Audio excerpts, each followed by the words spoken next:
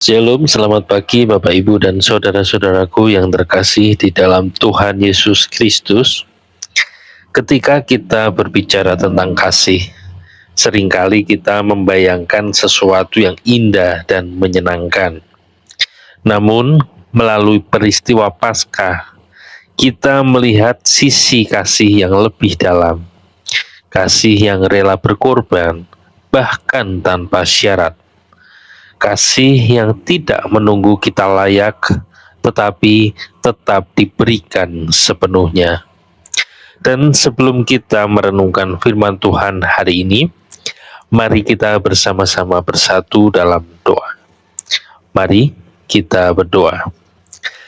Bapa yang penuh kasih, terima kasih untuk kasih-Mu yang begitu besar di dalam hidup kami. Bukalah hati kami agar kami dapat memahami kedalaman kasih-Mu yang rela berkorban. Dan biarlah firman-Mu hari ini mengubah cara kami melihat dan menjalani hidup. Hanya dalam nama Tuhan Yesus Kristus kami berdoa, mengucap syukur dan berserah. Haleluya. Amin. Untuk ayat perenungan firman Tuhan hari ini diambil dari kitab Roma pasal yang kelima, ayat yang ke-8. Mari kita baca bersama-sama. Akan tetapi Allah menunjukkan kasih-Nya kepada kita, oleh karena Kristus telah mati untuk kita ketika kita masih berdosa. Amin. Bapak, Ibu, dan saudara-saudaraku yang terkasih dalam Tuhan Yesus Kristus, kasih manusia seringkali memiliki syarat. Kita mengasihi ketika dihargai, kita memberi ketika diperlakukan dengan baik, bahkan kita bertahan ketika semuanya berjalan sesuai dengan harapan. Namun, kasih Tuhan berbeda. Firman Tuhan mengatakan bahwa Kristus mati untuk kita ketika kita masih berdosa. Artinya, kasih itu diberikan bukan karena kita layak, tetapi karena Tuhan memilih untuk mengasihi. Ini adalah kasih yang tidak menunggu perubahan dari kita terlebih dahulu. Kasih yang tidak berkata, "Nanti kalau kamu sudah baik, aku akan mengasihimu." Namun, kasih yang datang lebih dulu, bahkan ketika kita masih jauh. Pengorbanan Yesus di kayu salib adalah bukti nyata dari kasih yang tanpa syarat itu. Ia tidak menahan diri, namun Ia memberikan dirinya sepenuhnya. Ketika kita benar-benar memahami hal ini, hati kita pasti akan tersentuh.